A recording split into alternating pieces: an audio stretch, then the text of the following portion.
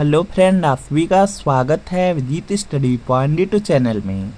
आज के इस वीडियो में यूपी वेट एंट्रेंस एग्जाम 2026 के लिए जीके का प्रैक्टिस सेट करने वाले हैं। तो वीडियो को शुरू से लेकर अंत तक देखिएगा। चैनल पर नए चैनल को सब्सक्राइब कर लीजिएगा। पीडीएफ के लिए विदित स्टडी पॉइंट टेलीग्राम चैनल को ज्वाइन कर लीजिएगा। आज की क्लास में हम जीके के 38 प्रश्न करने वाले हैं और अगर इन 38 प्रश्नों में से आपके 20 प्लस प्रश्न बिल्कुल सही हो जाते हैं तो आप यूपी वेट एंट्रेंस एग्जाम को काफ़ी अच्छे स्कोर से पास कर सकते हैं। तो आज की क्लास से कितने प्रश्न आपके बिल्कुल सही हुए हैं या कमेंट आप ज़रूर कीजिएगा।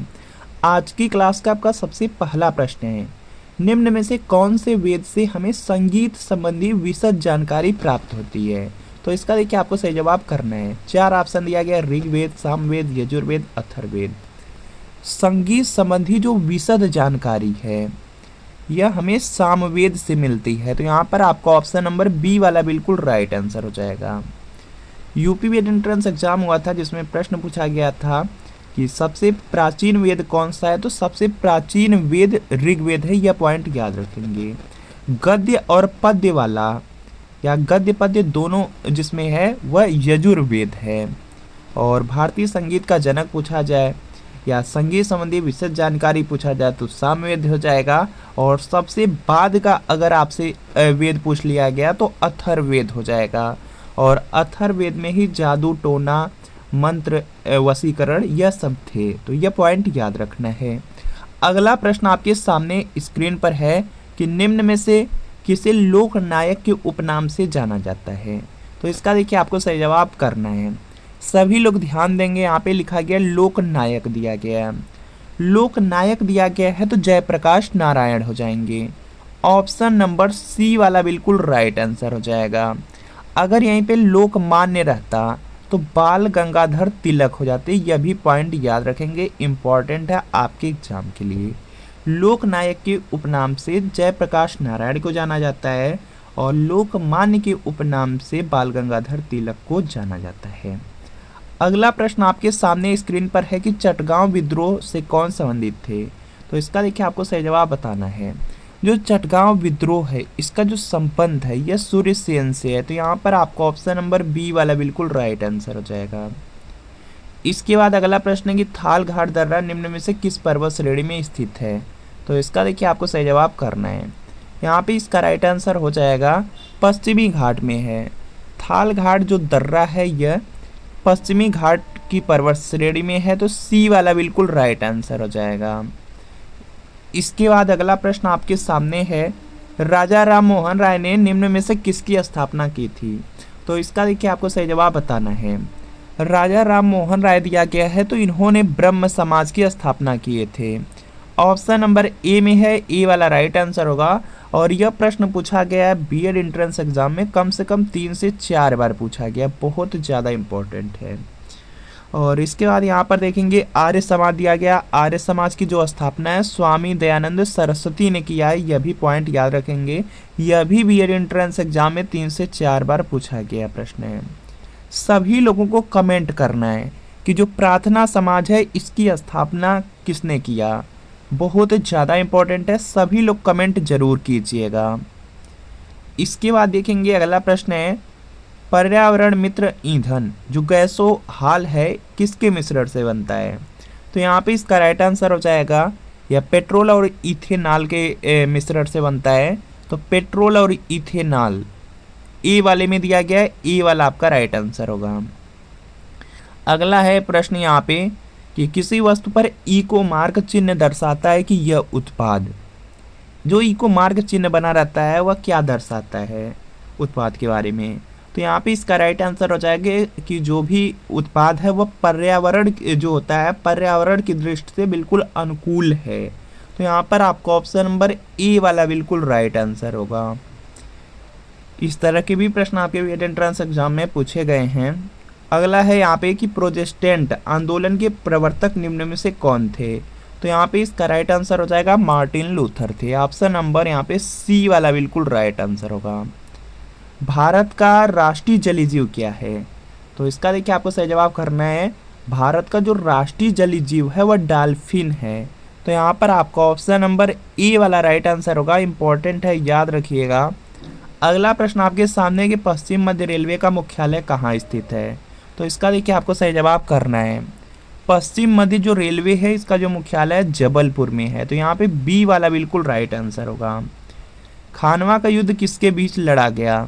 तो यहाँ पे इसका राइट आंसर हो जाएगा, देखिए जो खानवा का युद्ध था वह बाबर और राणा सांगा के बीच में लड़ा गया था। तो यहाँ पे क्या होगा आपका बाबर और राणा सांगा, जो कि बी में दिया गया, बी वाला बिल्कुल राइट आंसर है। अगला है कि सती प्रथा का अंत किस गवर्नर जनरल के कार्यकाल में हुआ। तो यहाँ पे इसका राइट आंसर हो जाएगा विलियम बेंटिंग। जो लॉर्ड विलियम बेंटिंग थे उन्हीं के यहाँ पे समय में, उन्हीं के कार्यकाल में जो सती प्रथा था उसका अंत हुआ। तो यहाँ पे आपका ऑप्शन नंबर बी वाला बिल्कुल राइट आंसर हो जाएगा। अगला है कि निम्नलिखित में से कौन सा रोग आंखों से संबंधित है। तो इसका देखिए आपको सही जवाब बताना है। तो आंखों से संबंधित देखेंगे, आंखों से संबंधित में आपका मोतियाबिंद होता है जो कि आंखों में ही होता है, रतौंधी भी आंखों से ही संबंधित है, ट्रेकोमा भी आंखों से ही संबंधित होता है। तो यहाँ पे ए सभी होगा। अगर दो भी आपको समझ में आ जाए कि दो सही है तो ए सभी वाले को लगा दीजिएगा। तो यहाँ पे डी वाला राइट आंसर है। योजना आयोग के अनुसार ग्रामीण क्षेत्रों में कितनी कैलोरी यहाँ पे पोषण प्राप्त न करने वालों को गरीबी रेखा से नीचे माना जाता है। तो यहाँ पे इसका राइट आंसर हो जाएगा 2400 कैलोरी। जो योजना आयोग है उसके अनुसार अगर ग्रामीण क्षेत्र में 2400 कैलोरी पोषण प्राप्त नहीं हो रहा है तो उनको यहाँ पे गरीबी रेखा से नीचे माना जाता है। ऐसे परिवार को या ऐसे लोगों को यहाँ पे गरीबी रेखा से नीचे माना जाता है। तो सी वाला राइट आंसर है। विद्युत सेल में किस प्रकार की ऊर्जा निहित होती है। तो इसका देखिए आपको सही जवाब बताना है। जो देखेंगे विद्युत सेल होता है उसमें रासायनिक ऊर्जा रहती है, रासायनिक ऊर्जा रहती है। तो यहाँ पे ए वाला बिल्कुल राइट आंसर होगा। इसके बाद नेक्स्ट है कि किसी कैदी को न्यायालय के समक्ष प्रस्तुत करवाने के लिए निम्न में से कौन सी रीट की आवश्यकता पड़ेगी। तो यहाँ पे इसका राइट आंसर हो जाएगा बंदी प्रत्यक्षीकरण। बंदी प्रत्यक्षीकरण दिया गया है आपकी ऑप्शन नंबर सी में। तो सी वाला राइट आंसर होगा। इसके बाद देखेंगे अगला प्रश्न आपके सामने है, वायुमंडल की जो वार्षिक तापमान वृद्धि होती है उसको क्या कहते हैं। तो यहाँ पे इसका राइट आंसर हो जाएगा, देखिए वो उसी को ग्लोबल वार्मिंग बोलते हैं। आप लोग पढ़े होंगे कि ग्लोबल वार्मिंग क्या है। तो यहाँ पे ग्लोबल वार्मिंग बोला जाता है। जो वायुमंडल की वार्षिक तापमान वृद्धि होती है उसी को ग्लोबल वार्मिंग के नाम से जानते हैं। अगला है कि ग्रेट बैरियर रीफ किस देश में स्थित है। तो यहाँ पे इसका राइट आंसर हो जाएगा ऑस्ट्रेलिया में है। जो ग्रेट बैरियर रीफ है वह ऑस्ट्रेलिया देश में है। तो बी वाला बिल्कुल राइट आंसर हो जाएगा। इसके बाद नेक्स्ट है कि कर्दम मल्लेश्वरी किस खेल से संबंधित हैं। तो यहाँ पे इसका राइट आंसर हो जाएगा भारोत्तोलन से हैं। ऑप्शन नंबर यहाँ पे बी वाला बिल्कुल राइट आंसर हो जाएगा। इसके बाद नेक्स्ट है कि हीमोग्लोबिन में कौन सा तत्व पाया जाता है। तो यहाँ पे इसका राइट आंसर हो जाएगा लोहा पाया जाता है। यह भी प्रश्न आपके बीएड एंट्रेंस एग्जाम में 2 से 3 बार पूछा गया है। इंपॉर्टेंट भी है, आसान भी है। हीमोग्लोबिन में कौन सा तत्व पाया जाता है। तो लोहा पाया जाता है। हीमोग्लोबिन कहाँ पाया जाता है, और आपके रक्त में पाया जाता है। यूनेस्को का मुख्यालय कहाँ स्थित है। इस तरह के प्रश्न बिल्कुल फिक्स है। राष्ट्रीय या अंतर्राष्ट्रीय जो मुख्यालय हैं उनसे रिलेटेड प्रश्न पूछा जाता है। तो यहाँ पे इसका राइट आंसर हो जाएगा पेरिस में। यूनेस्को का जो मुख्यालय है वह पेरिस में है। ऑप्शन नंबर बी वाला बिल्कुल राइट आंसर हो जाएगा। WTO पूछ लिया जाए या WHO पूछ लिया जाए, उसका मुख्यालय जेनेवा में है। यह पॉइंट याद रखेंगे। FAO का अगर पूछ लिया जाए तो रोम में है। यह पॉइंट याद रखेंगे। WTO का यहाँ पे होता है कि वर्ल्ड ट्रेड ऑर्गेनाइजेशन, विश्व व्यापार संगठन। और जो WHO है उसका वर्ल्ड हेल्थ ऑर्गेनाइजेशन होता है, विश्व स्वास्थ्य संगठन। तो उसका भी मुख्यालय जेनेवा में, इसको याद रखेंगे। अगला प्रश्न आपके सामने है यहाँ पे कि जर्मन सिल्वर किसका मिश्रण है। तो यहाँ पे इसका राइट आंसर हो जाएगा, यहाँ पे इसका राइट आंसर होगा कापर, जस्ता और निकल से बनता है जर्मन सिल्वर। कापर, जस्ता, निकल से बनता है। तो यहाँ पर आपका ऑप्शन नंबर सी वाला बिल्कुल राइट आंसर हो जाएगा। और इसके बाद देखेंगे नेक्स्ट आपका है यहाँ पे प्रश्न, हड़प नीति किस गवर्नर से संबंधित है। तो यहाँ पे इसका राइट आंसर हो जाएगा डलहौजी। जो हड़प नीति है उसका जो संबंध है लॉर्ड डलहौजी से है। तो यहाँ पे क्या होगा, आपका ऑप्शन नंबर सी वाला बिल्कुल राइट आंसर होगा। इसके बाद अगला है कि ज्वालामुखी पर्वत माउंट सेंट हेलेंस कहाँ स्थित है। तो यहाँ पे इसका राइट आंसर हो जाएगा, यह संयुक्त राज्य अमेरिका में है। ज्वालामुखी पर्वत माउंट जो सेंट हेलेंस है वह संयुक्त राज्य अमेरिका में है, तो ए वाला आपका राइट आंसर होगा। इसके बाद नेक्स्ट है कि कोलार की खानों से किस धातु का उत्पादन होता है, तो यहाँ पे इसका राइट आंसर हो जाएगा सोना मिलता है। कोलार की खान के बारे में आप लोग सुने होंगे, तो वहाँ से देखेंगे सोना निकलता है, तो यहाँ पर आपका ऑप्शन नंबर ए वाला बिल्कुल राइट आंसर हो जाएगा। इसके बाद नेक्स्ट है कि कनिष्क किस वंश का शासक था, कनिष्क की बात किया गया, तो यहाँ पे इसका राइट आंसर हो जाएगा ये कुषाण वंश का शासक था। जो कनिष्क था वह कुषाण वंश का शासक था, तो यहाँ पे सी वाला बिल्कुल राइट आंसर हो जाएगा। इसके बाद देखेंगे अगला प्रश्न आपके सामने है, अगर गुप्त वंश का पूछा जाता वास्तविक यहाँ पे संस्थापक पूछा जाएगा तो श्री गुप्त होगा, यह पॉइंट याद रखेंगे। बाकी यहाँ पे मौर्य का पूछा जाएगा तो चंद्रगुप्त मौर्य हो जाएंगे। अशोक के अधिकांश शिलालेख किस लिपि में लिखे गए हैं, तो यहाँ पे इसका राइट आंसर हो जाएगा ब्राह्मी लिपि में। अशोक के जो अधिकांश शिलालेख हैं वह ब्राह्मी लिपि में लिखे गए हैं, तो सी वाला राइट आंसर होगा।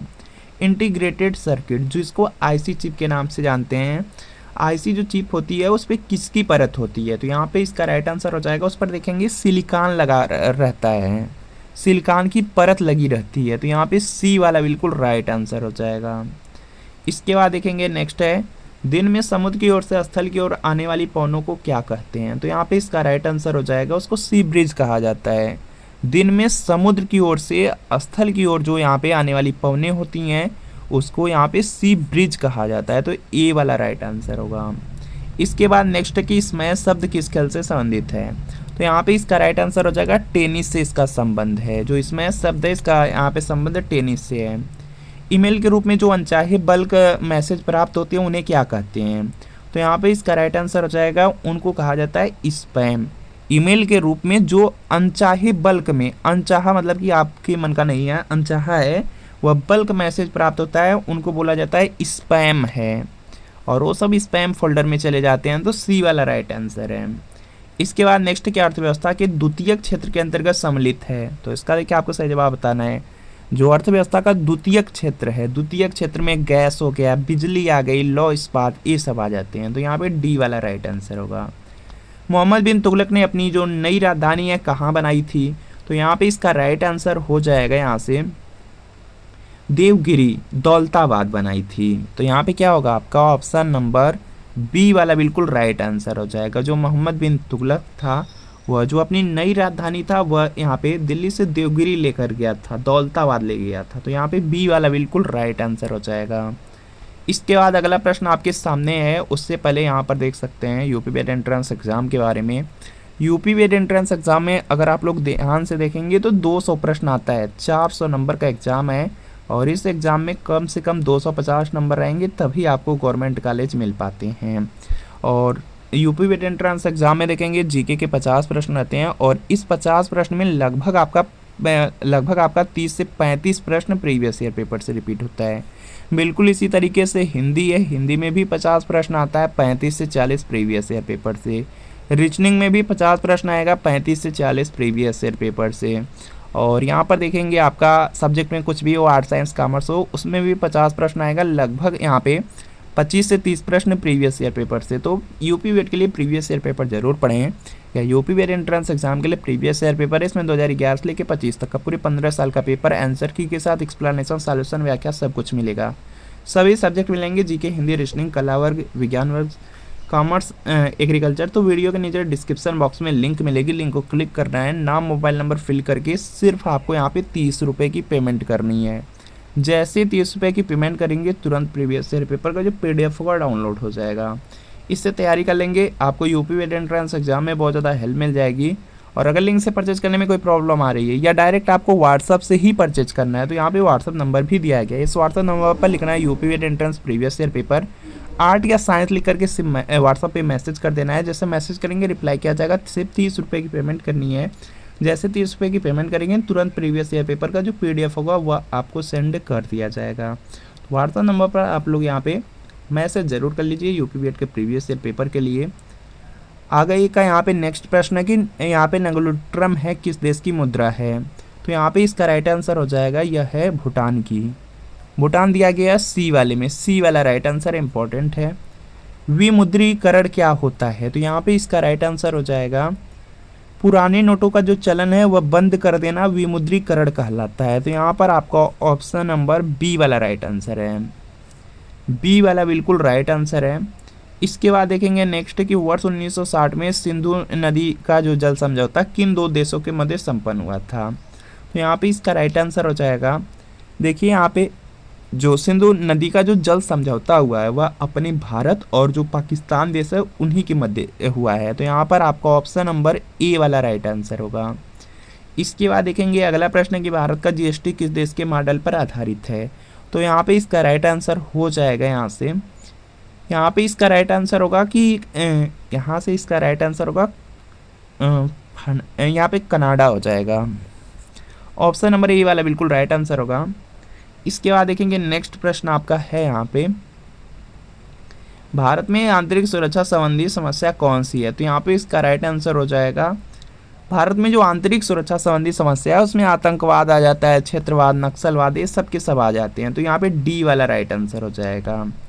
तो फ्रेंड आपको बताना है कि 38 प्रश्नों में कितने प्रश्न आपके बिल्कुल सही हुए हैं, यह कमेंट आप ज़रूर कीजिएगा। और देखिए जो भारत में यहाँ पे जीएसटी है, जीएसटी 1 जुलाई 2017 को लागू हुई, यह पॉइंट याद रख लेंगे। बाकी आपको कमेंट करना है कि जो जीएसटी है इसका फुल फॉर्म क्या होता है, यह आपके बीएड एंट्रेंस एग्जाम में पूछा गया है, इंपॉर्टेंट है। तो कमेंट आप लोग ज़रूर करिए कि जीएसटी का फुल फॉर्म क्या है। तो मिलते हैं फ्रेंड आपसे नेक्स्ट वीडियो में।